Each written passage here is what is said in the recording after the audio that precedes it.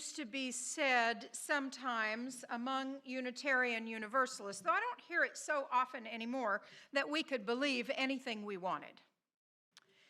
Sometimes that was what youth would say in their credo statements, their this I believe statements. Well, we can believe anything we want. That always struck me a little funny. I always thought that didn't quite ring true. I don't think that is true. We coalesce around some values, the values of our interdependence, our inherent worth and dignity, around the values we have in Jet Pig. Let's name them. J. Justice. E. Equity. T. Transformation. P. Pluralism. I. Interdependence. G. Generosity. And love at the center. So we could believe any number of things. You could be a practicing Buddhist. You could be practicing as someone of the Jewish faith. You could be practicing as a Muslim. You could be practicing as an agnostic or an atheist. You can believe or not believe many things, but we coalesce around some values. And if your belief system doesn't lead you to those values, then we are probably not a good fit. And so I'm doing this series, on churchy words, right? We are a different breed of cat.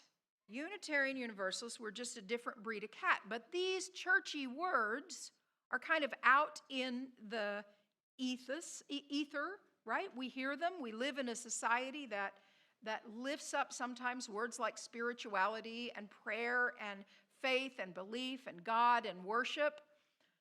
And there's maybe one more I'm talking about, I can't remember. But today is faith and belief.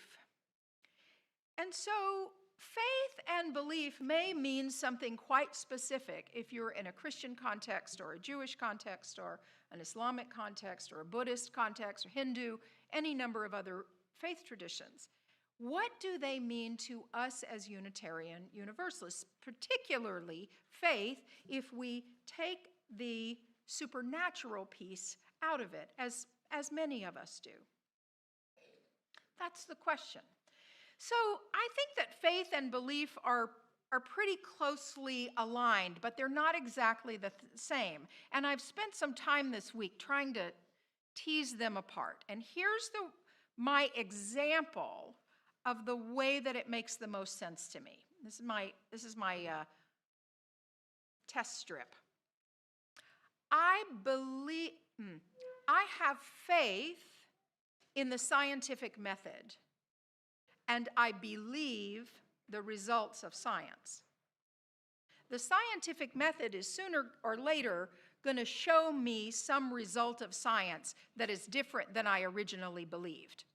So it's easier for me to change my belief in the result of an experiment or the next experiment that proved it wrong. But I have faith in the process. Does that make sense? I think this is the way that I've kind of gotten it in my head, how beliefs are easier to change, but losing faith or having a crisis of faith is harder, as many of you know. Once upon a time, I thought that Teflon was a great tool to use to fry an egg. I believed that thing that had been approved by science, scientists gave us those Teflon pans and said that's a good way to fry an egg, and I thought that was just fine, and I fried plenty of eggs on Teflon. Now, I don't believe that is true anymore. Further testing showed us that was incorrect, and now, I don't know, what do I have, carbon steel? I don't know. I have some fancy pan with a title I can't even remember. Iodized, I don't know. But it's a good pan and it flips an egg, right? That's key. So beliefs are important to us. And I don't want to be too hierarchical about it, but I think faith has more of a weight than belief. So some of you have heard me tell this story before. You know, I grew up in a fundamentalist religion. And I had kind of left the church a little bit, but there are two incidents that I think relate to this for me. I'd kind of fallen away from the church, but I hadn't given it up altogether, and I was living in Dallas, and one Sunday I thought, all right, I'm going to get up and I'm going to go to that nearby church, and it was in the same denomination, Church of Christ. We were to the right of the Baptists. And I thought, I'll go. It was a pretty church. It was close by. And on that particular Sunday, they were installing 50 male deacons. Now, these may have been fine men, and they may have deserved that honor just as well as anybody, but there were no women as a part of it. And I thought, well, that doesn't feel right. I don't think that's for me. That's not a value that I can align with. But maybe it was a bad day. I'm not going back. It just wasn't the thing that I was going back. So, fine, I let it alone for a while. But when I was in an anthropology course later in college, and I was studying the human fossil record, we've got that book, and I can see it in my mind, looking at that human fossil, and I had this thought in my head, and it seems so naive now. If there were that many human-like creatures over the course of time, heaven, as a place with pearly gates and streets of gold, heaven must be really crowded. And in that moment, there was a crack that went right up through the belief system that I had been given, and it all fell away. It wasn't exactly a crisis of faith, it was a dissolution of faith. It would no longer hold up my ideals or my values. It wasn't the thing that was going to work for me anymore. And so I was without it for a while, and then finally, some 25 years later, I found Unitarian Universalism. Some wise person said, oh, try that church. And I went, and I didn't have to translate what I heard from the pulpit. And I saw people working together, and it was less about an affirmation of a dogma or a doctrine or a creed, and it was more about who will we be in the world? How will we do this together in the world? And beliefs almost didn't matter. I think that's why some people say we can believe whatever we want to believe. No, we will affirm together these values. We will be in covenant together around a set of values. And how do our beliefs, our individual beliefs, point us toward action?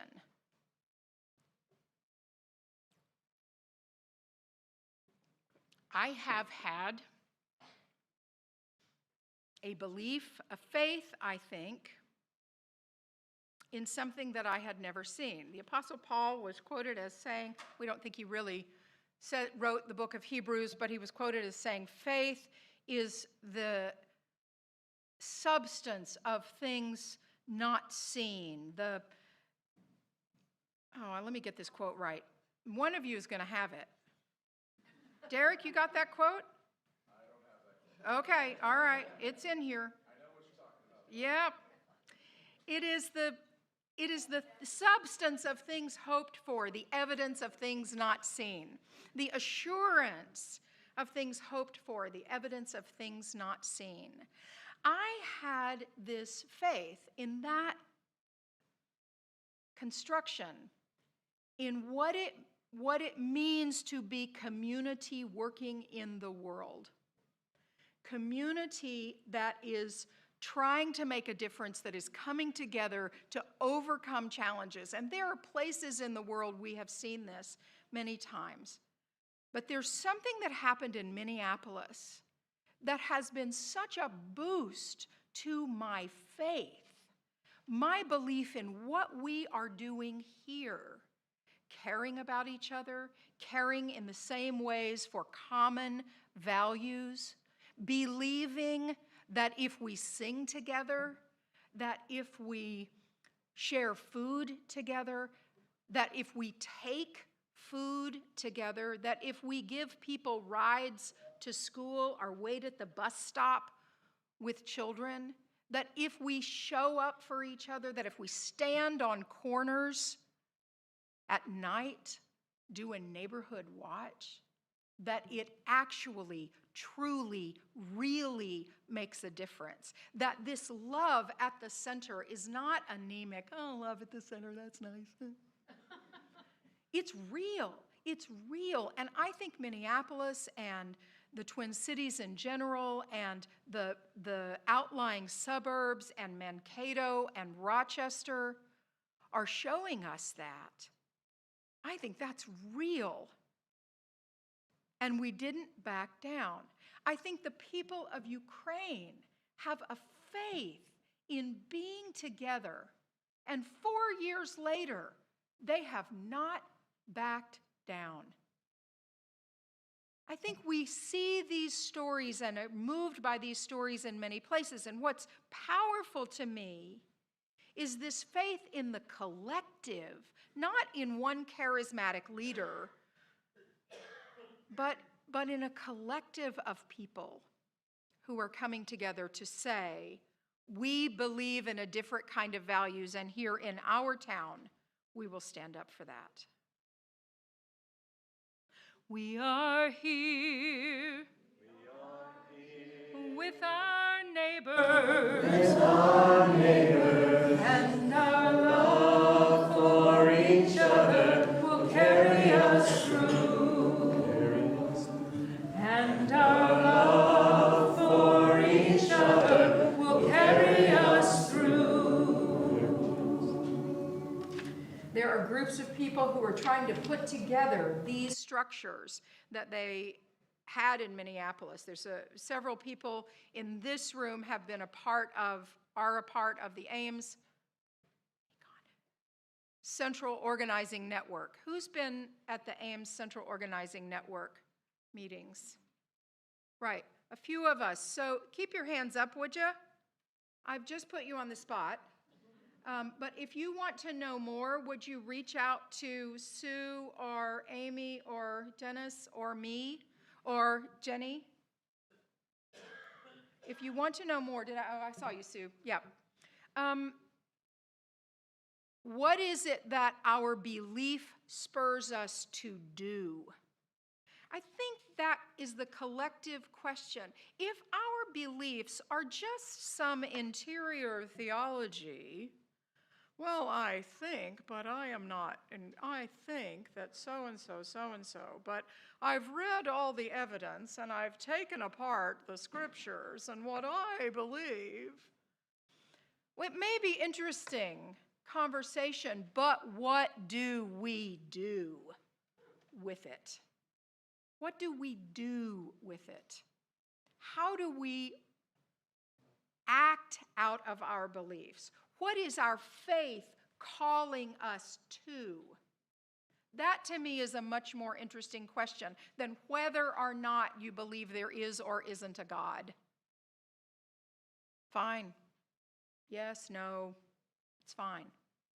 What is it calling to you? What difference does it make? What difference does our faith make in this city, in this state, in this country? Not always because we believe we will win. I think we're in for difficult times. I believe it. I think we're in for difficult times. And our love for each other will carry us through. I think whatever structures fall away, we show up here for each other. Oh, I just thought the loveliest thing this morning, I really noticed it today, is our coffee hour in between, in the interval. You just look so lovely sitting around, having kind of slow, deep conversations. You had time to develop thoughts, I think. You weren't rushing over to get a treat because you had to get it real quick and get in here and, or you had to get out to go somewhere else.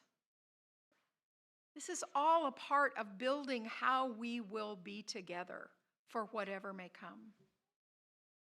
I have a question that I want to ask you. And first, I want to say to our folks online, You're welcome to type in any words into the chat, but what might be more interesting is to kind of hold your response and join in the coffee hour after the service. You know, you'll go back over to the website and click on the Zoom coffee hour that's after the service.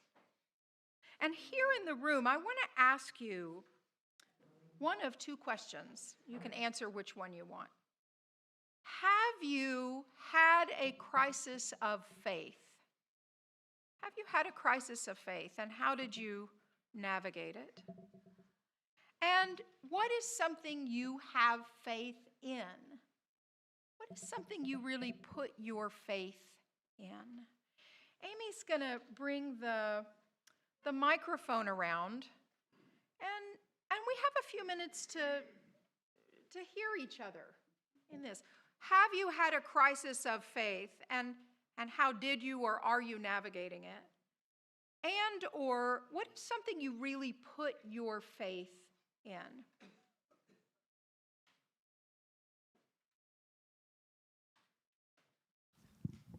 I have faith in the process that led to my doing those paintings on the back wall. The process that led to these exquisite paintings that Dennis has shared with us. And Dennis, we know that your process really has to do with left brain, right brain, and thinking about how the analytical and the creative parts of ourselves respond in creativity. Yeah, thank you. And thank you for sharing that with us. And by the way, thank you to the gallery committee and the other artists who have shared your work here. Fred? They got another back there, sorry. I have faith in the courage and resilience of women through the ages. Thank you, Susan. Thank you.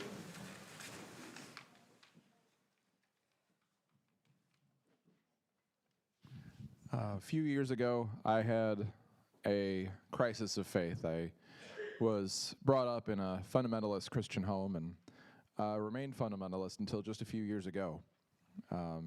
Rev Kelli knows all about that. She and I have spoken at length at that. And I have faith through a number of stumbling blocks and successes in my life, in myself, in my ability to work through things eventually. It may not be bump-free, it may not be smooth, but I'll get there. Thank you, Derek. Thank you. I think that's some faith in time. In time. Process. In process. I don't think I had a crisis, but kind of things flaking off, I would say, over the years. And I was in the Peace Corps in Pakistan, and I thought, all of these people, just because they live here instead of somewhere else, are not going to be doomed to hell. That's just not what I believe.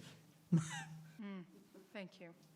Because they practiced a different religion than the one you might have been taught, right? Is that why they might have been doomed to hell? Yeah, thank you.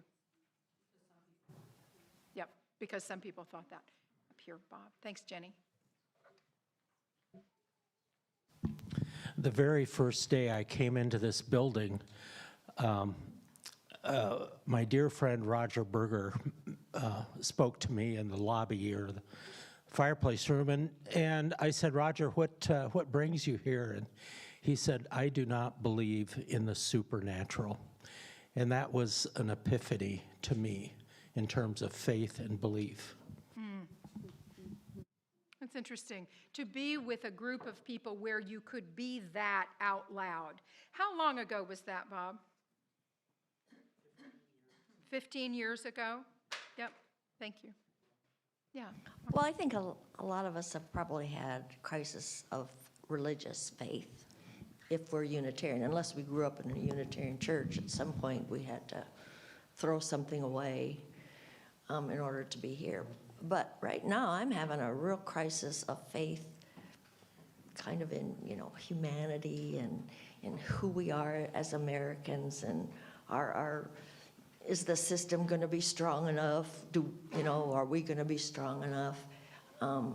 And that people maybe aren't as good as I had hoped that we'd be, disappointment about that stuff. And I know a lot of people going through that, of course. Yeah. Thank you, Marcia. And I think were there any that were on the chat online? There was one. Yep. I'm going to come back to what Marcia said. There was one comment in the YouTube chat that they have faith in a greater love than my own and our ability to come together to express that love as a community throughout the world. Beautiful, beautiful. And a greater love than just my own, and that we can come together. That's beautiful. Ben, you had one? We'll let this be the last one. So in certain dogmatic faiths, there was the feeling that whatever was said from the pulpit, I had to either accept or get out. And what I love here is that some days may resonate, some days I may completely disagree with whatever is said, and you come back anyway. And I have faith that we all are strong enough to hear such differences and stay together. Yes. Oh, thank you. We call this is a philosophy that we have. We're going to let that be the last one. But please, let's continue the conversation. We call this freedom of the pulpit and freedom of the pew. Freedom of the pulpit, I can say what I feel called to say, and freedom of the pew, you can believe or not believe what you want to. Yes, that is a difference from some other places. I want to return to Marcia's thought about, somehow I hoped we were better than we were. I want to believe with Anne Frank that people are still basically good. After everything, that people are still basically good. And look around you. People. These are people.